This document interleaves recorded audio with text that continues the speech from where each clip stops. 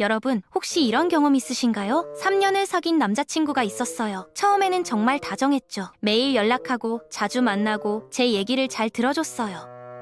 문제는 시간이 지나면서 달라지기 시작했다는 점이죠. 연락은 항상 제가 먼저 했고 만나자고 하면 바쁘다는 핑계만 늘어났어요. 함께 있어도 핸드폰만 보고 제 얘기엔 건성으로 대답했죠. 그때 저는 몰랐어요. 이미 그 사람 마음속에 제가 없다는 사실을요. 여러분도 지금 이런 상황에 놓여있진 않으신가요? 겉으로는 연인이지만 뭔가 허전하고 사랑받는 느낌이 들지 않는다면 오늘 이야기에 집중해주세요.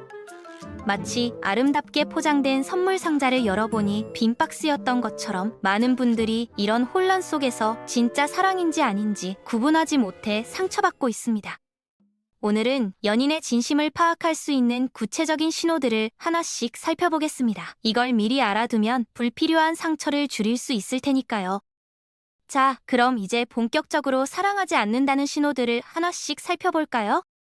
첫 번째로 체크해봐야 할 건 바로 시간입니다. 상대방이 여러분과 함께하는 시간을 어떻게 대하는지 말이죠.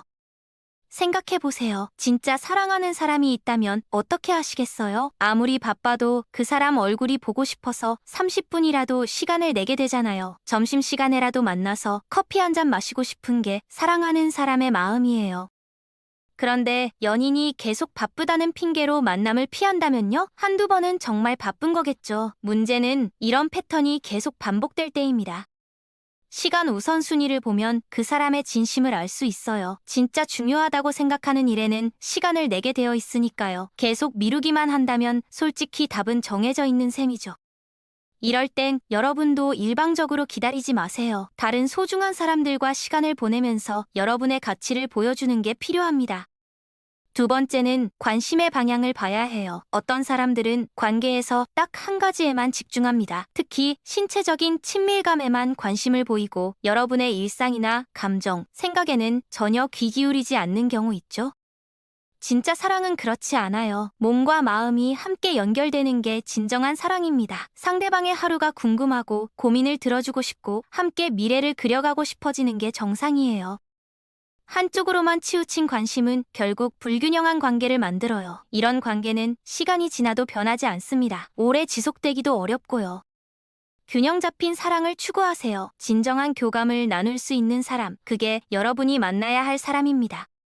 세 번째, 조금 더 일상적인 부분을 봐볼까요? 바로 칭찬입니다. 사랑하는 사람에게는 자연스럽게 좋은 말이 나와요.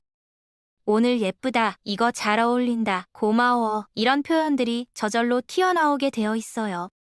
상대방이 칭찬을 거의 하지 않는다면 물론 말 표현이 서툰 사람도 있죠. 그럼 행동을 봐야 합니다.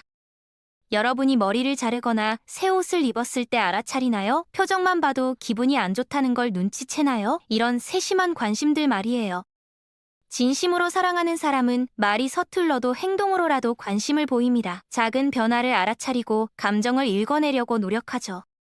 이런 작은 관심들이 모여서 큰 사랑이 되는 법이에요. 관찰도 관심도 없다면 진정한 애정을 기대하기 어렵습니다. 네 번째로 살펴볼 건 관심의 종류예요. 어떤 관심인지 말이죠. 건강한 연인 관계는 서로 독립적이면서도 필요할 때 기댈 수 있는 관계예요. 각자의 삶이 있으면서도 서로를 응원하고 지지해주는 거죠. 그런데 상대방이 여러분을 완전히 의존적으로 만들려고 한다면 이건 위험한 신호입니다. 자신의 편의를 위해 상대방을 이용하려는 의도가 숨어 있을 수 있어요. 이럴 때는 경계를 분명히 하세요. 여러분도 혼자서 충분히 행복할 수 있다는 걸 보여주는 겁니다. 그러면 상대방의 태도 변화를 확인할 수 있어요. 변하지 않는다면요? 그건 진정한 사랑이 아닐 가능성이 높아요. 사랑은 서로를 자유롭게 해주는 것이지 구속하는 게 아니니까요. 의존적인 관계는 처음엔 달콤해 보일 수 있어요. 누군가 나를 완전히 필요로 한다는 느낌이 들 테니까요. 하지만 건강하지 않은 관계입니다. 다섯 번째, 연락 패턴도 중요한 단서예요. 여러분, 혹시 항상 먼저 연락하고 계신가요? 상대방은 뭔가 필요할 때만 연락하는 건 아닌가요? 사랑하는 사람이라면 별일 없어도 안부가 궁금해요. 오늘 뭐 했는지, 밥은 먹었는지, 목소리가 듣고 싶어서 전화하게 되는 거죠. 같이 살든 떨어져 있든 상관없이요. 연락의 빈도나 시간대도 중요하지만 더 중요한 건 질입니다. 형식적인 밥 먹었어?가 아니라 진짜 궁금해서 물어보는 따뜻한 메시지인지 살펴보세요. 일방적인 관심은 사랑이 아니에요. 그건 집착에 가깝습니다. 만약 항상 여러분만 먼저 연락한다면 한 번쯤 심각하게 생각해 볼 시점이에요. 여섯 번째는 더 심각한 경우예요. 상대방이 사실은 관계를 정리하고 싶은데 혼자 되는 게 무서워서 관계를 끌고 가는 경우 말이죠. 이건 양쪽 모두에게 불행한 상황이에요. 진짜 사랑한다면 어려운 시기가 와도 함께 이겨내려고 노력할 텐데요. 오직 자신의 외로움 때문에, 편의 때문에 관계를 유지한다면 그건 사랑이 아니에요. 이럴 땐 솔직한 대화가 필수입니다. 서로의 진짜 마음을 확인하고 앞으로 어떻게 할 건지 명확히 정해야 해요. 애매한 상태로 시간만 흘려보내는 건 의미가 없어요. 때로는 용기 있는 결단이 모든 걸 해결해줍니다. 어정쩡한 관계에서는 진정한 행복을 찾을 수 없으니까요. 일곱 번째로 짚어볼 건 책임감이에요. 관계에서 문제가 생겼을 때 어떻게 반응하는지 보세요. 항상 상대방 탓만 하나요? 자신의 잘못은 절대 인정하지 않나요? 성숙한 사랑은 자신의 실수도 인정하고 함께 해결책을 찾아가는 겁니다. 모든 책임을 상대방에게 떠넘기는 건 사랑이 아니라 이기심이에요.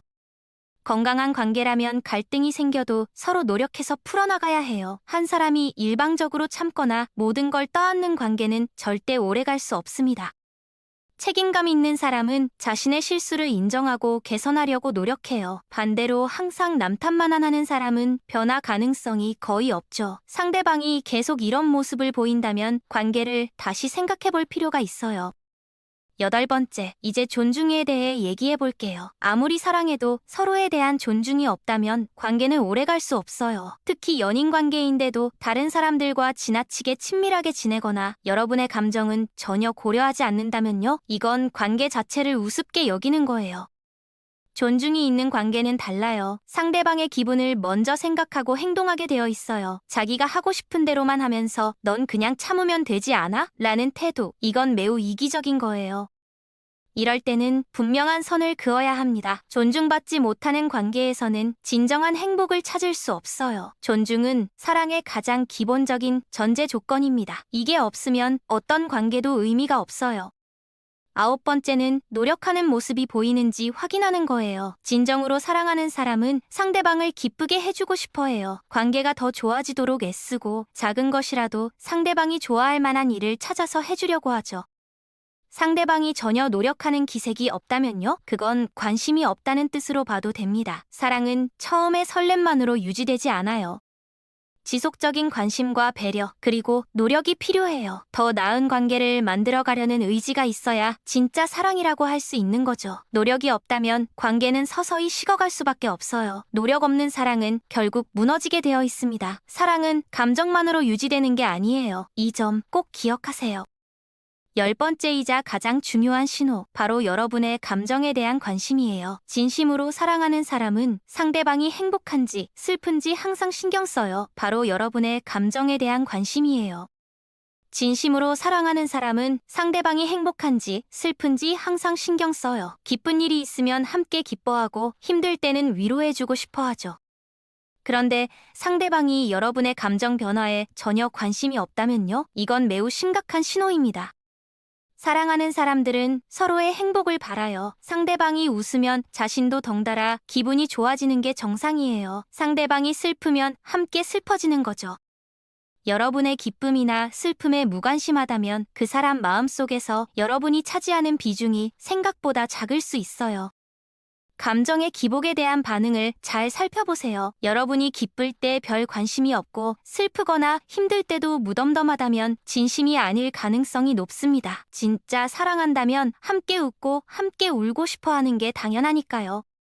그리고 놓치면 안 되는 게 하나 더 있는데요. 미래 얘기를 할 때 상대방의 반응을 보세요. 진심으로 사랑하는 사람이라면 함께할 미래를 그려보고 싶어 해요. 계획을 세우는 것에 대해서도 긍정적으로 반응하죠. 그런데 미래 얘기만 나오면 회피하거나 불편해한다면요? 이건 장기적인 관계를 원하지 않는다는 신호일 수 있어요. 이런 부분도 놓치지 말고 주의 깊게 살펴보시길 바랍니다. 자, 여기까지 사랑하지 않는다는 10가지 신호를 살펴봤어요. 물론 사람마다 사랑을 표현하는 방식이 다르고 모든 상황이 똑같지는 않을 거예요. 다만 이런 징후들이 여러 개 동시에 나타난다면 관계에 대해 진지하게 생각해 볼 시점이라는 걸 말씀드리고 싶어요. 무엇보다 중요한 건 여러분 자신의 행복입니다. 진실을 빨리 알아차릴수록 더 나은 선택을 할 수 있어요. 상처받는 시간을 줄이고 정말로 여러분을 소중히 여기는 사람을 만날 기회도 늘어나는 거죠. 어려운 결정일 수 있어요. 그렇지만 용기를 내서 현실을 직시하는 게 결국 모든 사람에게 도움이 됩니다. 진정한 사랑은 분명히 존재하고 기다릴 가치가 있는 소중한 거니까요. 처음에 말씀드린 3년 연애 사연 기억하시죠? 그분은 결국 용기를 내서 관계를 정리했어요. 그리고 1년 뒤 진짜 자신을 사랑해주는 사람을 만났다고 합니다. 여러분, 힘들죠? 정말 힘든 거 알아요. 사랑한다고 믿었던 사람이 나를 진심으로 사랑하지 않는다는 걸 깨닫는 순간만큼 아픈 게 또 있을까요? 하지만 기억하세요. 여러분은 충분히 사랑받을 자격이 있는 사람이에요. 진심으로 여러분을 아끼고 웃는 얼굴이 보고 싶어서 연락하고 함께 미래를 꿈꾸는 그런 사람을 만날 자격이 있어요. 지금 당장은 외롭고 힘들 수 있어요. 혼자가 되는 게 무섭고 다시는 이런 사람을 못 만날 것 같은 두려움도 들 거예요. 그렇지만 괜찮아요. 용기를 내서 한 걸음 나아가면 분명히 여러분을 진심으로 사랑해줄 사람이 나타날 거예요. 오늘 이 영상이 여러분의 선택에 조금이나마 도움이 되길 바라고 무엇보다 여러분 자신을 가장 먼저 사랑하는 하루 되시길 바랍니다.